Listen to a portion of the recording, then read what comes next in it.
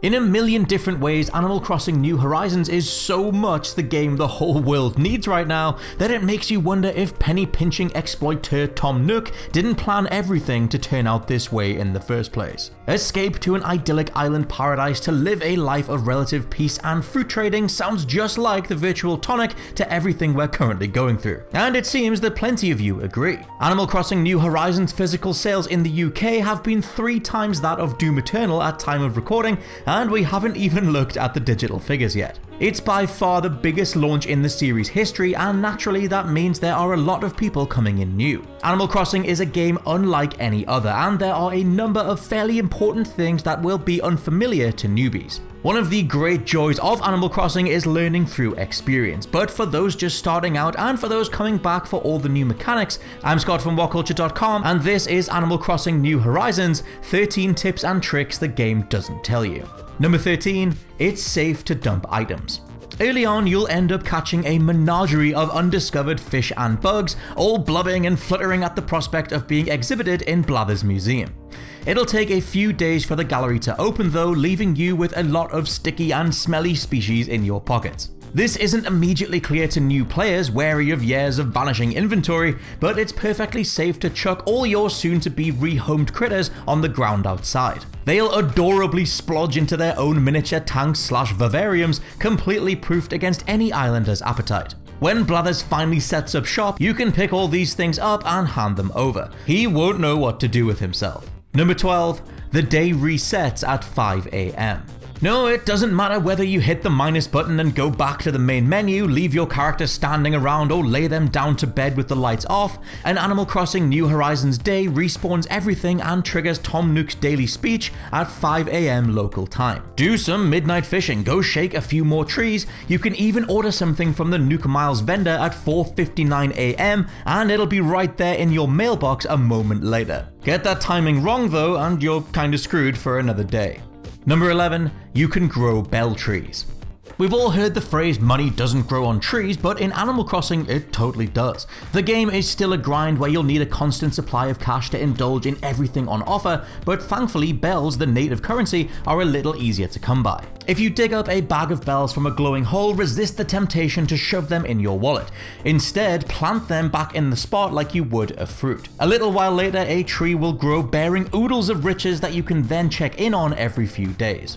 Number 10, putting items away. This is one of the simplest and most useful tips imaginable, but something I didn't realize for a good 2 days of game time. If at any point you have a tool equipped, just tap down on the D-pad to put it away. There is also a tool wheel that you can unlock from the Nook Miles kiosk, which lets you flick through favored items with a tap of right on the D-pad. This is based on the order of your inventory, so hold A on specific items and then place them in different orders.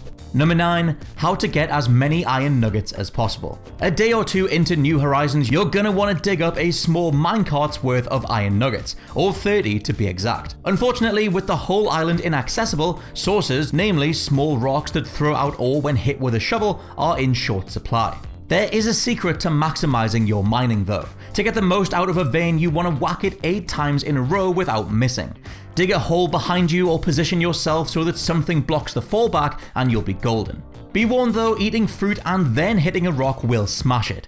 Each rock smash takes a full actual day to respawn, which I found out the hard way and it sucked. Speaking of fruit though, number 8. What does fruit actually do? Probably the first thing you'll do as soon as you shake your island's fruit from its trees, besides selling a bundle to the Nook Corporation, is eat it. A little counter indicates that you can scoff up to 10 of your particular produce, but what does it actually do? Well, each piece munched gives your little villager a single round of super strength, which lets you perform some supernatural feats. Rocks can be smashed, trees dug up and replanted, and you'll even catch bigger fish. It's best not to go around your own island smashing everything like the Incredible Hulk, but instead save a bit of fruit for when you're out gathering with a Nook Miles ticket. That way you can preserve your own island's precious resources and maximize the materials that you bring back from abroad. Number 7, sneaking up on bugs. Insects are skittish creatures, and if you come running up on them, they'll disappear. This unfortunately can make catching some of the most elusive bugs a bit of an issue. Being more sneaky is the way, but no amount of delicacy on the analog stick seems to do the trick. Instead, hold down the A button whilst brandishing the bug net and your villager will stealthily walk forward on their tiptoes. Those butterflies won't see it coming and it's off to the museum with them. Number 6, you can grow foreign fruit. To paraphrase a well-known saying, eat an apple and you'll have ate an apple. Plant an apple and you'll have apples for life. So it goes in New Horizons. Shortly after getting set up, Tom Nook conducts a study to find out which fruit are native to your island. However, just because your patch of paradise only produces one thing, doesn't mean that the climate won't support others. Before dining on exotic fruit found on other islands or those lovingly sent over by mum, instead dig a hole and plant whatever you found instead. Congrats, you now have an infinite supply of foreign fruit. You've also just introduced an alien species to your island's ecosystem, and in a few days it'll be chaos. It absolutely will not really, it'll be lovely. Number 5, catch wasps to avoid stings. The second a patio chair or retro hi-fi system falls out of a tree after some vigorous shaking, you'll be going hell for leather on every nearby trunk in the hope of more treasures. Sooner or later though, the game needs to say calm down sir, and a wasp's nest will fall out instead. Should they catch you, your face will get swollen, requiring medicine to undo. And if it happens again, you'll pass out. To avoid all of this, approach trees with your net equipped. If any wasps fall out, you can immediately catch the whole swarm in one swing, avoiding nasty anaphylaxis and getting a new scary treat for blathers at the same time. Number 4, sell turnips to make lots of bells. Okay, you got me. Technically, the game does tell you about this, but by the time you know it, you might have already splurged your hard-earned bells on unnecessary furnishings, especially if you started playing on a Monday. Let me explain. So every Sunday, a cute little cow will arrive on the island and encourage you to buy into turnip futures. It might seem like a moot point, but it's actually a very worthy investment. Turnips accrue in value as the week goes on, and they can be sold at a huge profit. Just be warned that if you wait over a week, they'll go rotten. Number 3, the axe cuts down trees, and that's bad. It might be tempting to upgrade your flimsy axe the second you buy the next tier of upgrades, but hold your horses, Michael Myers. Resources on the island are scant at first, though they do regenerate, unless you've chopped down all your trees in a hatchet-wielding frenzy, that is. Though the flimsy and stone axes will carve out timber without any permanent damage, the other more stronger axes fell trees after 3 strokes. You'll be left with a stump, which, although attractive to unique bugs and making for a lovely impromptu chair, will not flourish apples anytime soon.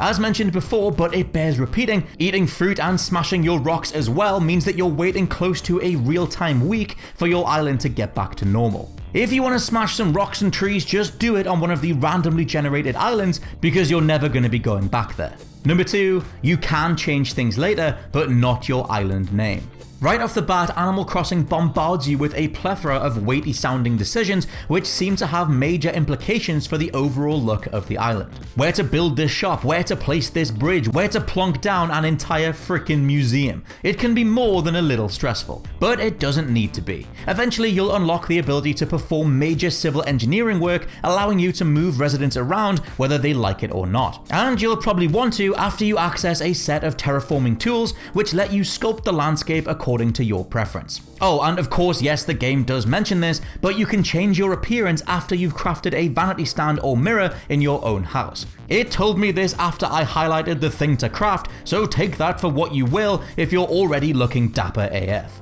And number 1, take it easy.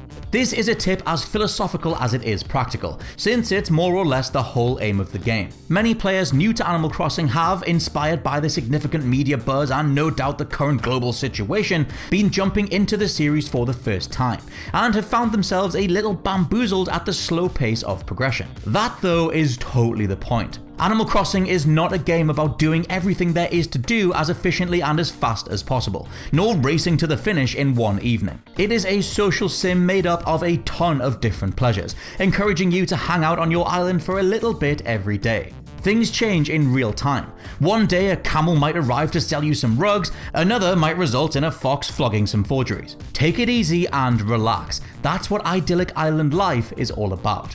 And those are just a handful of tips that we've picked up since launch day. Let me know your favorites down in the comments below, and if you have time, please check out the WhatCulture Gaming Podcast. I've been Scott from WhatCulture.com, and I'll catch you soon.